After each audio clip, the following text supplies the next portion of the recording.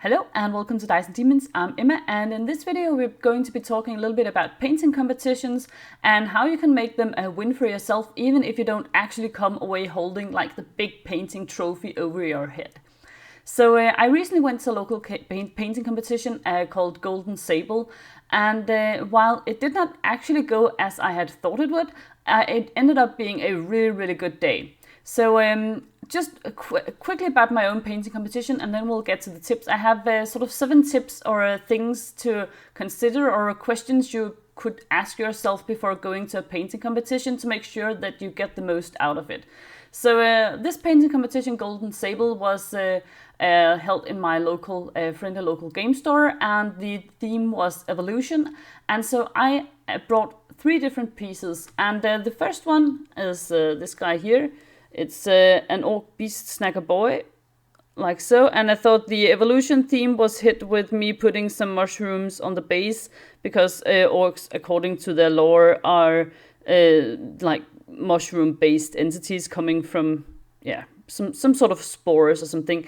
It wasn't very creative. But I had already painted him, and I was really proud of the paint job. I have a painting tutorial for him here on this channel. I've been working so hard at making smooth transitions for the skin and so on. And so I was really proud of this piece and thought he would do well. And he didn't. So he just didn't get anything. Which was fine, because the ones that actually did one in that category were so beautiful. They were just better painted. There is no question about that. Then I also entered into the diorama competition, and I had brought this piece, which was this is very silly. These are my 2 art marines. The one on the left is the Van Gogh one, and the one on the right is the Jackson Pollock one. And so I just put them on these really beat up, just ruined old brushes, and then I thought they could tie into the theme of evolution with them being the art of war from Van Gogh to Pollock, it says on the brushes. So this was just silly, and I did not expect them to win anything, and they didn't, but people thought they were fun, and I had a blast putting it together. So that was a win in itself. Then for the large category, I brought my big dino here, that you may have also seen here on this channel. And this actually ended up winning the the category for large models. And I thought it tied into evolution by virtue of being a feathered dino. So I didn't do anything else with it than just bring it as it was. And it did really well. And I was actually quite surprised by that, because I thought some of the other models were perhaps I liked some of the other models a little bit better, but it's always difficult at painting competitions. So as I said, I went to the painting competition thinking that perhaps my orc boy would do well in the small category, because I thought I had the painting techniques I'd applied there, I thought were the most consistent and also of sort of the highest, just highest skill level basically. And he didn't, but the big dino that I had just brought because it was fun to bring a giant feathered dino actually did really well. So yeah, as I said, I was surprised, but I was also really happy with the whole thing. So let's get to the 7 tips I have for feeling like going to a painting competition is a win, whether or not you actually win a trophy or not. So my first suggestion is that you set yourself more than one goal, and this might seem like a little bit of a cliche or a little bit obvious. Oh, you don't have to go to win, just going in and of itself is important. Like, participation is more important than winning. And I get that if you're going to a competition, you want to win. I mean, it's always fun to be on the podium, to win something. That, I mean, we all enjoy that, right? So the thing is, though, that if you are going to a painting competition, you can't control who else goes there, and you can't control their level of skill and their way of painting. You can't control what the judges are looking for on the day. So there are just a whole ton of things that are, beyond anything that you can really influence. And so if you are going just hoping to come away with a trophy, you can leave really disappointed if you don't get one. And so I think it's important to set yourself other goals that you can actually do something about. So one goal for me the first time I went to a competition was just going there, because I was really shy. I'm also, as some of you know, I'm autistic. And so going to a new location with people I don't know is extremely difficult for me. So just going to that place with all these strange people, bringing my painted minis that I had no idea whether or not they would be sort of up to scratch or not, that was just really difficult. And so I had set the goal for myself that I had to go there and I had to enter into the competition. And if someone spoke to me, I would try my very best to answer them like in a cohesive and friendly way, because that was just that was just what was important to me at the time. And so I did. And so it was actually a really, really good experience. You can have other goals. You can have goals of being, meeting new people. You can have the goal of seeing if you can come away knowing something about a technique you didn't know before, like going up to another painter and asking them I really like what you did with that cloak. Can you explain your technique to me, or something like that? Set yourself an achievable goal that you can yourself influence instead of just going to win an actual trophy. Tip number 2 is asking for feedback. And this is a bit of, this is a suggestion that I would be a little bit careful about perhaps, because only do that if you're actually ready to hear it. So by that I mean, if you are just going up to the judges, whether or not you have won something or not, and say, could you please give me your honest feedback? What did you like about my piece, and what would you suggest that I try to improve on?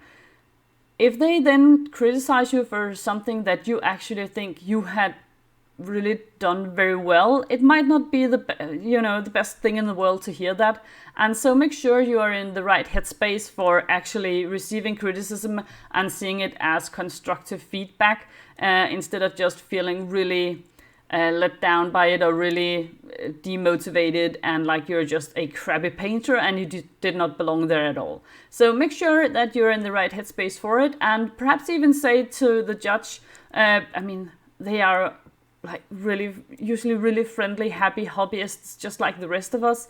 Ask them, or tell them, I'm really nervous about this. This is perhaps my first painting competition. I haven't been painting for long. But could you give me some pointers? And then they'll know, okay, I don't have to go, hardcore in and tell them every single little mistake I can find, but perhaps being a little bit more, okay, I really like what you did with the skin, but perhaps you can work on smoother transitions. I see what you have tried to do with, applying a glaze or whatever, but perhaps you should work on such and such in the future. I have also actually been asked to be a judge at painting competitions, and so far I have said no thank you. Not because I don't want to support the local hobby communities, but because I really, really hate giving negative feedback to people. I would rather say to people, oh, it's awesome, everything is awesome, it's just really cool. And I don't think that's why people are going to painting competitions. I actually think they're going because they also want honest feedback. So perhaps I should work on that. I used to be a high school teacher actually, and the worst part of that was giving bad grades to students. I thought that was quite difficult, especially if you knew that people were really trying hard, but they just weren't exactly very good at that particular subject that you were teaching. I hated that. So yeah, which is also why I'm not very good at getting negative feedback. So I usually don't ask directly for it, but I try to learn what I can from watching what other people are doing and asking about their techniques, because then I often learn, okay, so that's why their color transitions are smoother than mine, because they have spent 5 hours doing something that I spent 30 minutes on. Well, that makes a lot of sense. Tip number 3 is seeing the painting competition as a chance to work on some new skills.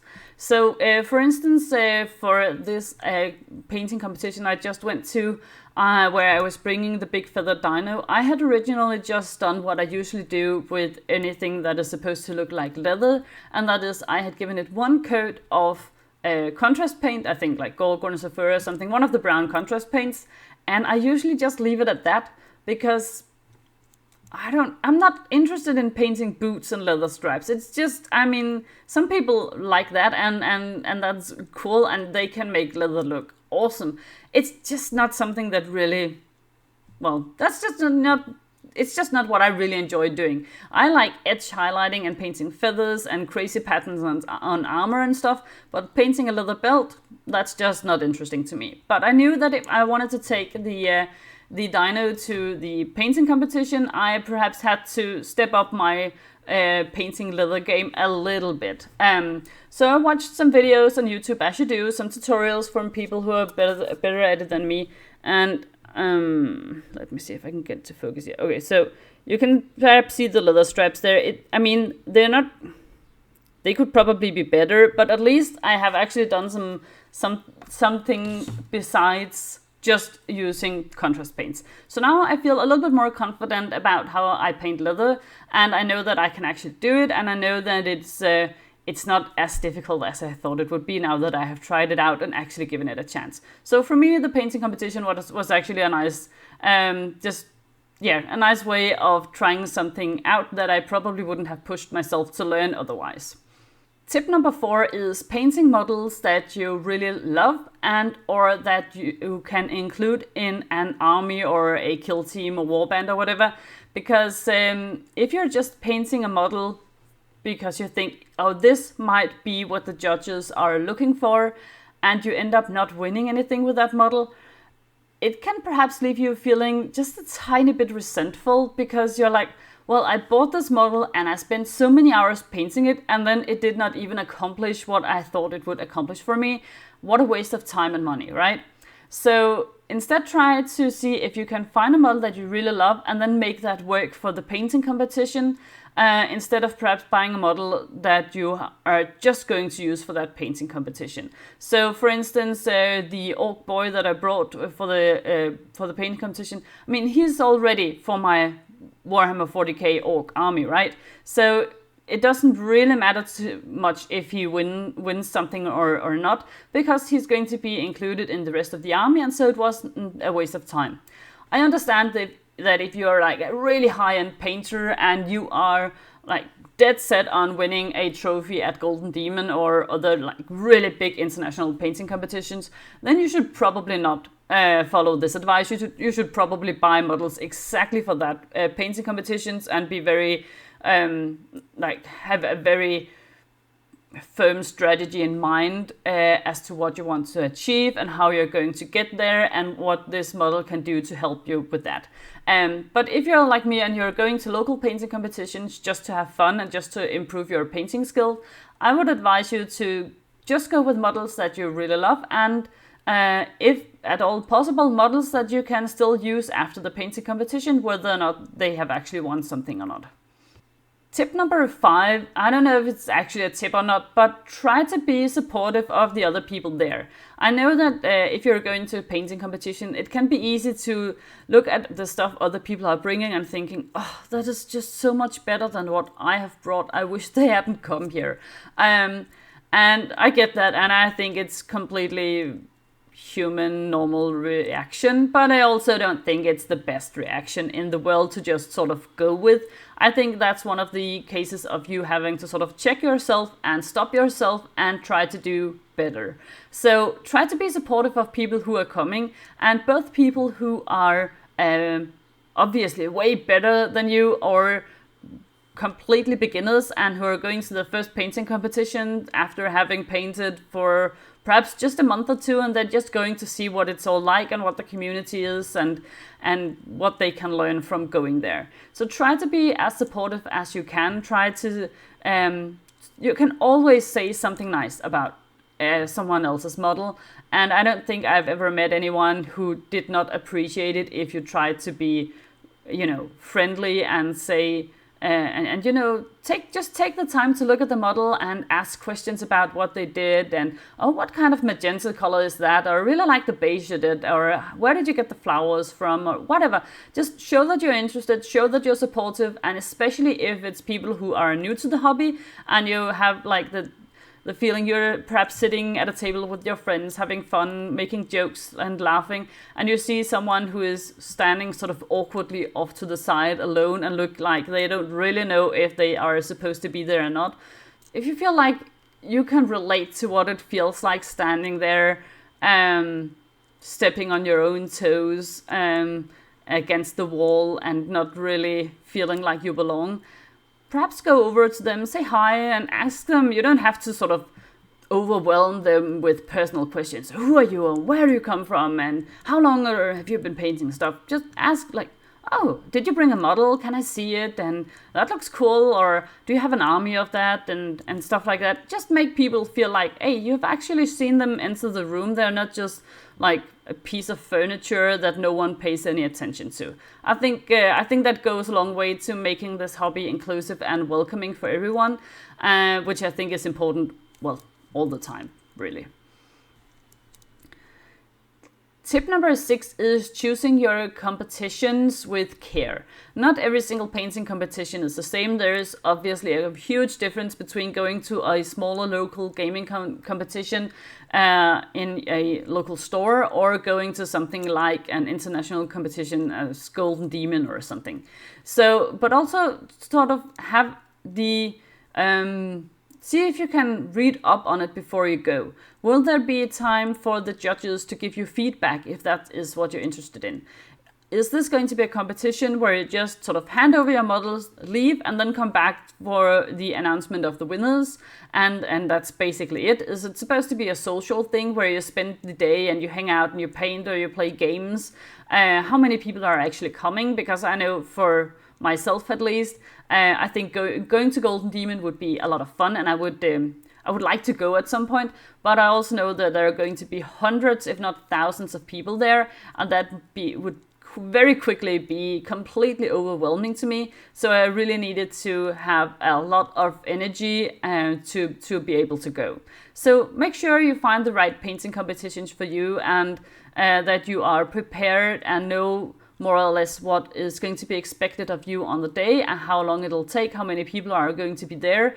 And also if, you can, for instance, get feedback from the judges afterwards as well.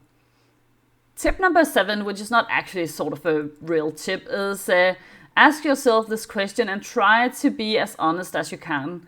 Is it actually a good idea for you to go to painting competitions or not?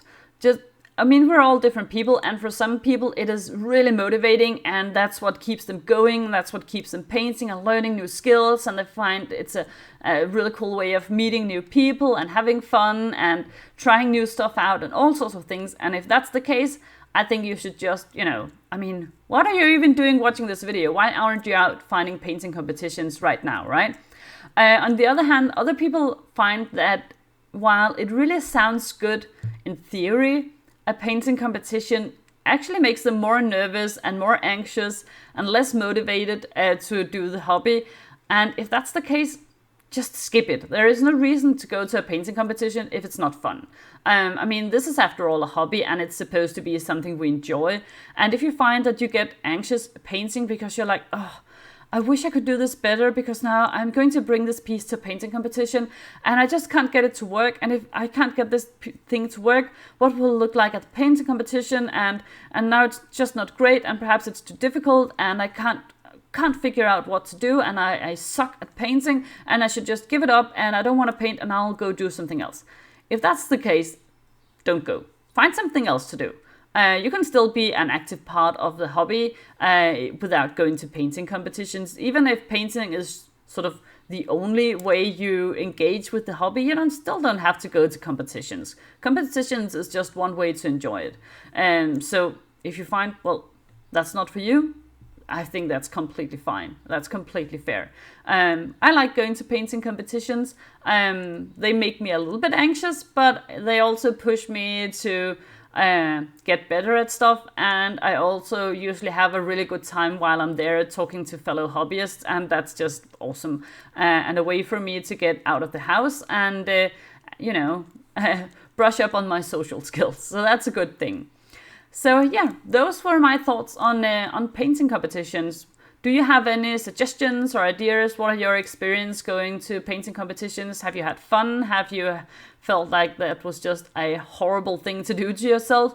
Let me know. And of course, if you have any other tips for making it a great experience, both for experienced painters, but perhaps especially for new painters, then definitely write a comment and we can have a nice sort of discussion about it in the comment section.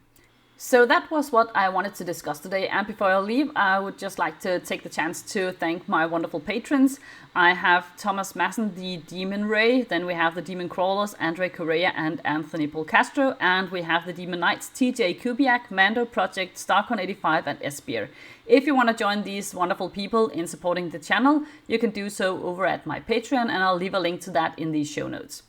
Also, remember you can follow me as Dyson Demons on Twitter and Instagram if you want to stay up to date on my painting projects. So thank you so much for watching, guys, and I'll see you next time. Bye!